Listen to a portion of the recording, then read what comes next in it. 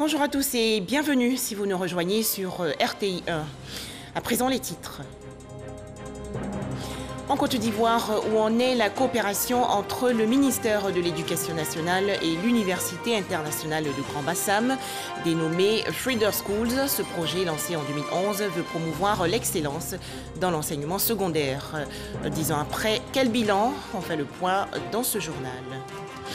Toujours en Côte d'Ivoire, 36,7% des femmes et jeunes filles mutilées par l'excision. Mais comment les soigner? Existe-t-il une opération de reconstruction des organes génitaux féminins extérieurs? Le point de la lutte contre l'excision en Côte d'Ivoire dans cette édition. Enfin, l'Organisation mondiale du commerce, l'OMC, va désigner aujourd'hui son nouveau directeur général. En Côte d'Ivoire, donc, une coopération visant à promouvoir l'excellence et à renforcer les capacités des élèves du secondaire. Il s'agit des Feeder Schools, programme lancé en décembre 2011 par le ministère de l'Éducation nationale et l'Université internationale de Grand Bassam. Alors, 10 ans après, comment se porte cette collaboration? Quel bilan? Les précisions de Jean Djadji. C'est désormais une tradition. Chaque année, le ministère de l'Éducation nationale et l'Université internationale de Grand Bassam évaluent leur partenariat noué en 2011. De la visite des conseillers d'orientation et proviseurs en 2012 aux États-Unis à ce jour, cette collaboration a permis de développer les qualités personnelles de brillants lycéens pour les préparer à poursuivre leurs études dans une université internationale compétitive. La question des bourses a été abordée au cours du bilan de cette année.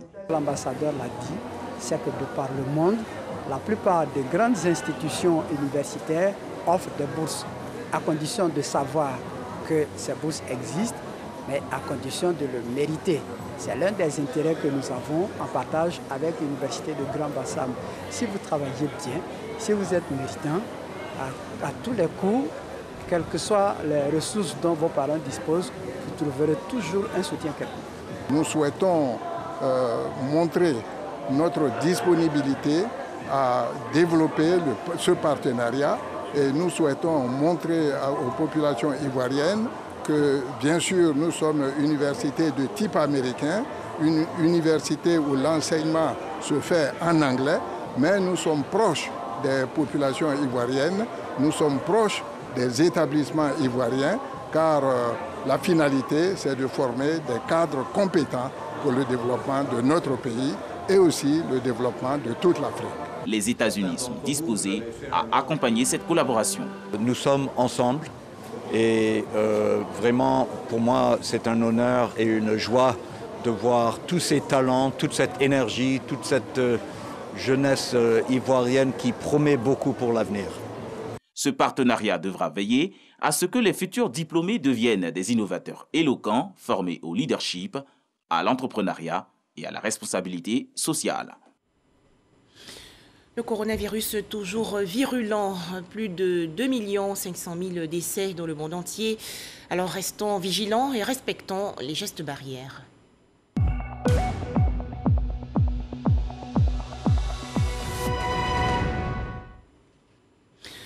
« 256 nouveaux cas de coronavirus enregistrés hier en Côte d'Ivoire par le ministère de la Santé et de l'Hygiène publique. Le pays compte actuellement 31 140 cas confirmés de coronavirus, 29 338 personnes guéries, 174 décès et 1628 cas actifs. L'excision, un autre problème de santé publique en Côte d'Ivoire. L'excision est l'ablation totale ou partielle des organes génitaux féminins extérieurs. 36,7% des femmes et jeunes filles en sont victimes en Côte d'Ivoire. Mais comment le pays lutte-t-il contre ce fléau? Existe-t-il une chirurgie réparatrice de l'excision en Côte d'Ivoire? Les précisions de Bouraïma Guiré.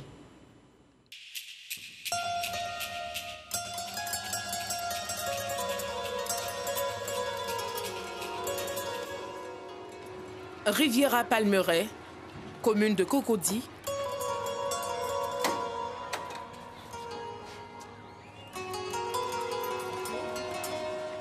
C'est ici que vit Clarisse Tewa, la quarantaine révolue. Victime de l'excision, dès sa tendre enfance, Clarisse nous raconte ce pan douloureux de sa vie. J'ai été excisée depuis l'âge de 8 ans. Ma grand-mère m'a réveillée un matin, elle m'a dit « Écoute, tu commences à grandir, je veux que tu sois une vraie femme demain dans ton foyer. » On est parti dans la brousse, j'ai vu d'autres jeunes filles. J'ai dit « Grand-mère, qu'est-ce qu'on fait là ?» Elle dit « C'est là que tu vas redevenir une vraie femme. » Depuis 2011, cet épisode n'est qu'un mauvais souvenir pour elle. Cette mère de famille s'est faite restaurer le clitoris grâce à la chirurgie réparatrice. Après la restauration, c'est comme s'ils ont déclenché quelque chose. Je ne sais pas comment expliquer. Voilà, c'est le bonheur total. Un témoignage qu'elle souhaite partager au monde entier à travers la création d'une ONG appelée ABFEV, Association des femmes victimes de l'excision. Son but, promouvoir la restauration du clitoris. Créée en 2011, l'ONG est devenue la maison des femmes victimes de l'excision. Ce samedi après-midi, elle reçoit une quinzaine de femmes âgées de moins de 35 ans, toutes victimes de cette pratique. Pendant que les échanges se poursuivent dans la salle, une autre survivante, c'est ainsi qu'on les appelle, fait son entrée, la démarche rassurante, l'allure fière. Béatrice Touré vient rendre témoignage de sa restauration réussie. J'ai béni franchement Dieu pour le 11 mars 2020, qui a été vraiment la restauration du clitoris d'abord, la restauration de ma dignité, la restauration de ma fierté, la restauration de ma confiance en fait. Parce qu'aujourd'hui, j'ai une grandeur d'esprit en fait. Quand je marche la tête haute, je suis fière de moi. Et quand je vois les femmes, je dis, mais elles et moi, nous sommes la même chose. Selon la présidente de l'ONG, ce sont 200 femmes qui ont été opérées depuis 2016. Une goutte d'eau dans la mer. L'excision n'ampute qu'une partie du clitoris. La reconstruction reste le seul moyen pour elles de se sentir femme. Comment se fait cette réparation ? La question nous conduit à l'hôpital de la police nationale dans la commune du Plateau. Ici, Dr Yaokom, directeur du dit hôpital, ressuscite l'organe érogène de l'appareil génital féminin. Ce matin, il reçoit Edwige. Ça va chez toi? Le moral, ça va? Ça va. Tu es prête pour l'intervention? Oui, ça va. Excisée depuis le bas âge, elle veut retrouver l'intégrité de son corps.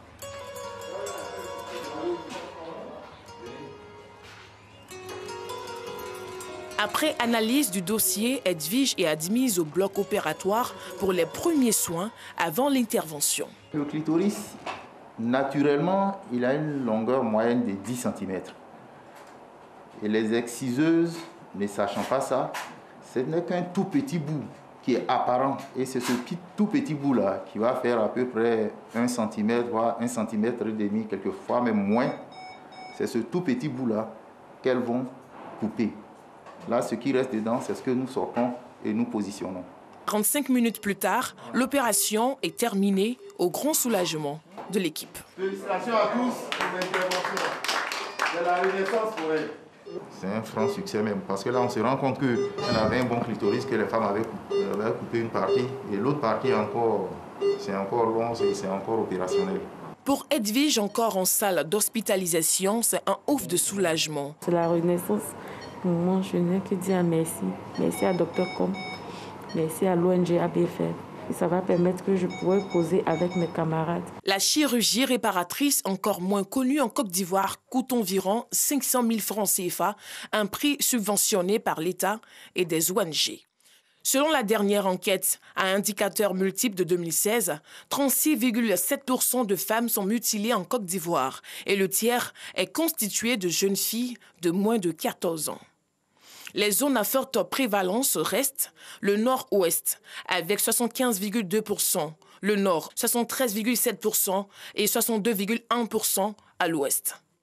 Au ministère de la Femme, de la Famille et de l'Enfant, le sujet est sur la table.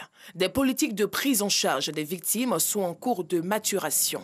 L'État, à travers le ministère de la Femme, de la Famille et de l'Enfant et des différents partenaires, a mis en place 68 plateformes qui constituent une tribune pour l'information et la dénonciation des différentes mutilations génitales féminines dont sont victimes les femmes.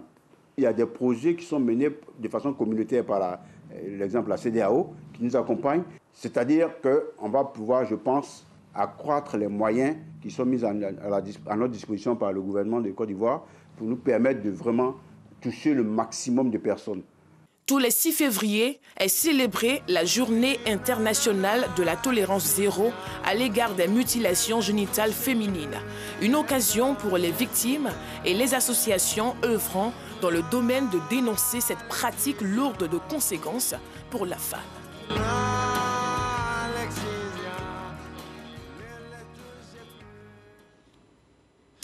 Un reportage de Georgette Ido, Bouraïma Guiré et Joël Gossé. Un tout autre sujet à présent et nous partons à Bondoukou, dans le nord-est du pays. Plus de 300 millions de francs CFA ont été remis récemment à des propriétaires terriens. Ces personnes ont cédé leurs terres pour permettre la réalisation d'un projet agro-industriel. Les explications de Herman Niamia. Très grande zone de production d'anacade, la région du Gontougo sera bientôt dotée d'un pôle agro-industriel pour le traitement de la noix de cajou. La remise de ces chèques aux propriétaires terriens pour éponger les droits coutumiers constitue la dernière étape administrative pour le démarrage des travaux. Au nombre de 15, ils ont reçu des chèques d'une valeur de 301 millions de francs CFA. Pour ce qui concerne la noix de cajou, nous avons à réaliser 4 zones industrielles de façon à faciliter l'installation des investisseurs extérieurs à notre pays. Vous savez que les questions de zones industrielles sont hautement stratégiques pour attirer des investisseurs. Et nous, pour accélérer donc le mouvement vers la transformation de la noix de cajou, nous avons donc réalisé 4 zones industrielles. Une à Bondoukou, une à Boaké, une à Koro, une à Séguéla. Et Bondoukou va être la première. Satisfait d'avoir reçu les chèques, le porte-parole des bénéficiaires s'est réjoui du dénouement heureux de ce dossier. Nous perdons certes nos terres, mais ce que nous gagnons est plus important, car cette usine procurera, nous en sommes sûrs, de l'emploi à nos mamans, à nos femmes, à nos jeunes et à tous les habitants de cette région. Le ministre de l'Agriculture et du Développement rural n'a pas caché sa joie de voir la concrétisation du projet. Au-delà des emplois que cette zone industrielle va créer dans cette région selon lui, son implantation va freiner la fuite de la production nationale de noix de cajou vers les pays voisins. On sait très bien que Bondoukou produit de la noix de cajou de qualité, mais à un moment donné, notre production est allée vers l'extérieur. Depuis un moment, le DG et moi-même, nous avons pris notre bâton de pèlerin. Nous sommes venus sensibiliser nos parents et aujourd'hui, la tendance est à la hausse. Nous demandons à nos parents de continuer dans cette voie. La zone industrielle de Bondoukou, dont les travaux vont démarrer incessamment, sera bâtie sur une superficie de 15 hectares. Partons à présent à la découverte de Tienko, localité située dans la région nord du pays. Les populations sont profondément attachées à la tradition, mais œuvrent également pour le développement. Alors comment procède-t-elle? Éric Goré.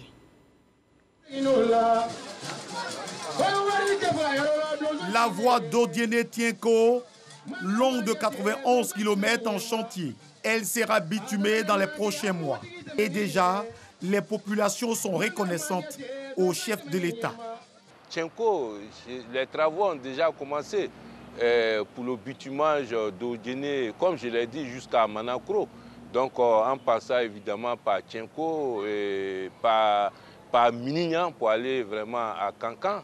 Tienko est l'une des premières sous-préfectures de la Côte d'Ivoire, située dans la région du Folon. C'est en 1961 qu'elle a été érigée en sous-préfecture, c'est-à-dire 1 an après l'indépendance de la Côte d'Ivoire. En dépit de la modernisation de cette sous-préfecture avec plusieurs infrastructures et la présence de l'administration publique, éducation, santé, sécurité, électricité, entre autres, les populations restent attachées à des valeurs historiques. Et la plus visible de ces valeurs est le lien entre les êtres humains et les ânes. Dès qu'on rentre à Tienko, on est frappé par cette réalité. Ils sont partout, ces compagnons de l'homme. Tout se fait avec eux et jamais sans eux. L'âne, quand on le dresse bien, il est très docile. Les femmes, les enfants, il est habitué à tout le monde. Quand il est bien nourri, bien dressé. L'âne bien dressé comprend. Quand tu lui parles à malinqué, il le court. Il s'arrête. Quand tu dis, il y a un son aussi pour les guideurs, là, les conducteurs d'âne.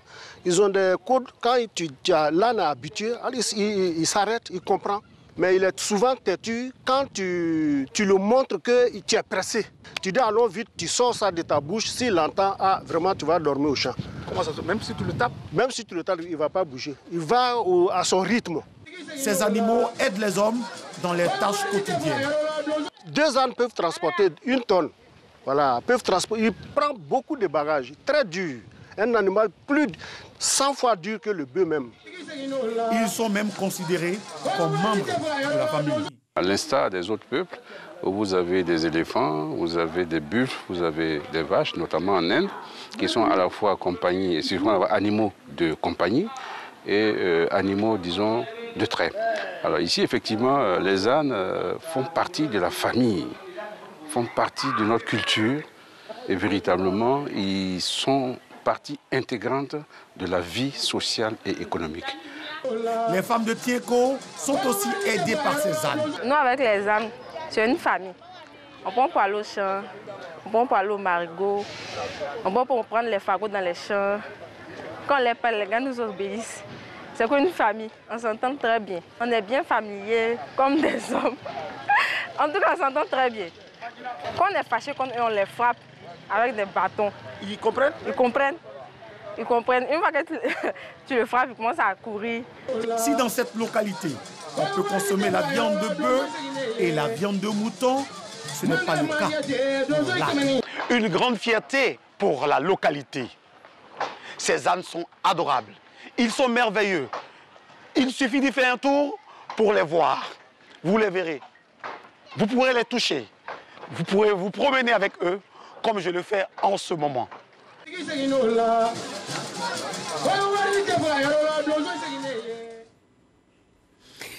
Le quartier de Sozoridougou à Béoumi, dans le centre du pays, désormais sous tension. Les autorités locales ont en effet procédé récemment à l'électrification de cette zone, et cela pour le grand bonheur des populations.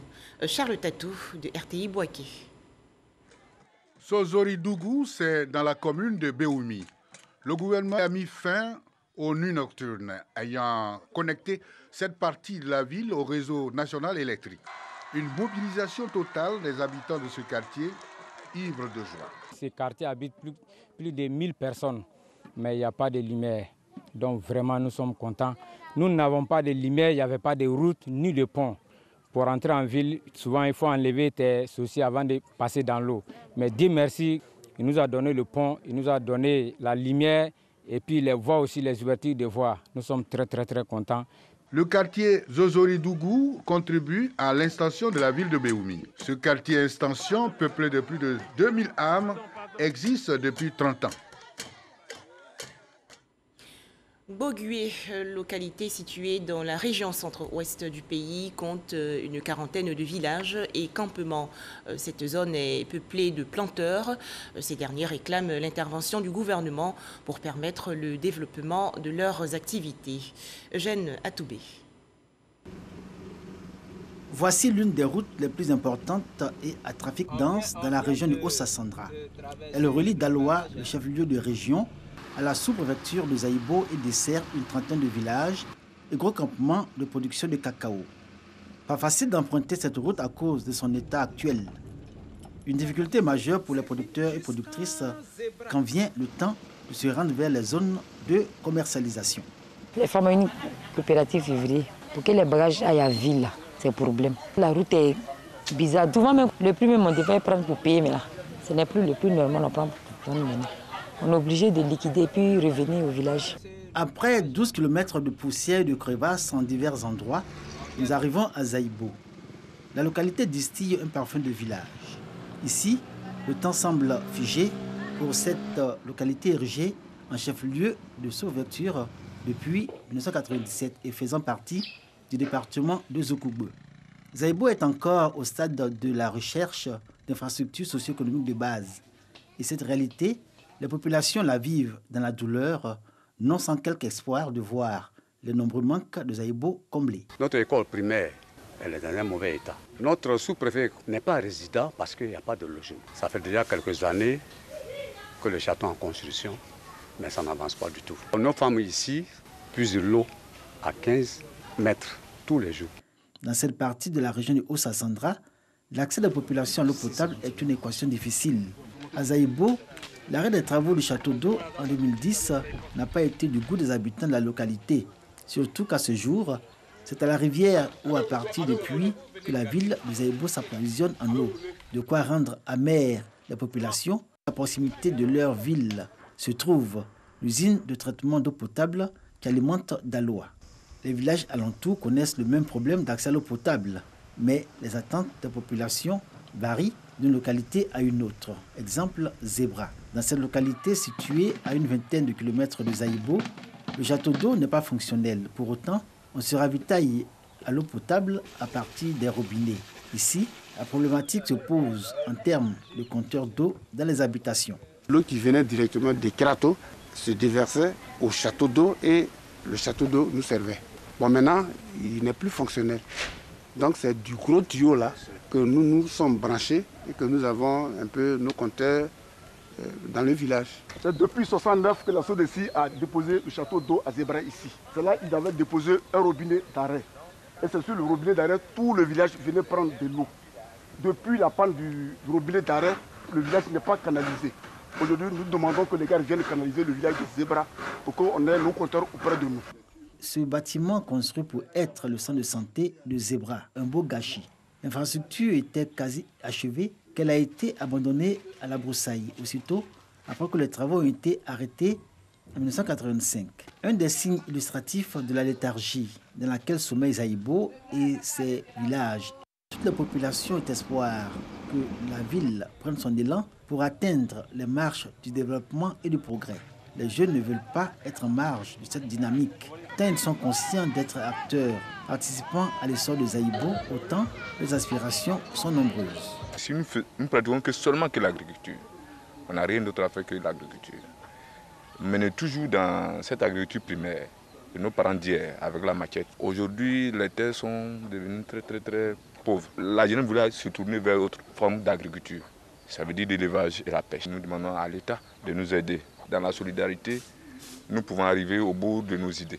Nous allons les amener à comprendre l'entrepreneuriat rural. Tous ceux qui veulent faire l'élevage, par exemple, il faut leur donner une formation adéquate. Je ne conseille pas à un jeune de se lancer dans la production maraîchère sans un système d'irrigation.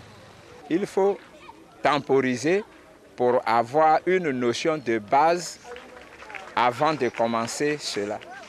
Au domicile du chef de village de Zaïbo, les jeunes sont conviés à une réunion portant sur la contribution des jeunes au développement et au progrès de la localité. Ce cadre d'échange s'inscrit dans la perspective de la création d'une mutuelle de développement pour accompagner les actions du gouvernement inscrites au chapitre développement local et bien-être des populations. Notre sous-préfecture est en retard. Elle est vraiment en retard. Mais nous, les paysans, on n'a pas trop d'idées. Ce sont nos enfants qui peuvent toujours nous guider, mais il faut qu'ils viennent. C'est ce que je leur demande chaque fois. On ne peut pas tout attendre de l'État. Imaginez tous les villages de Côte d'Ivoire, l'État n'aura pas de moyens pour s'occuper de ça. Ce sont les cadres qui doivent se regrouper au sein des mutuelles pour aider l'État à résoudre vraiment les problèmes, je dirais, basiques. L'eau potable, l'école, les dispensaires.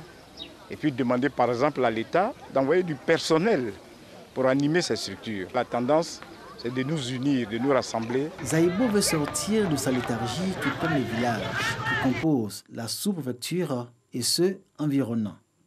Les populations conviennent de la nécessité de l'urgence de se doter d'un cadre de réflexion pour impulser le progrès de Zaïbo.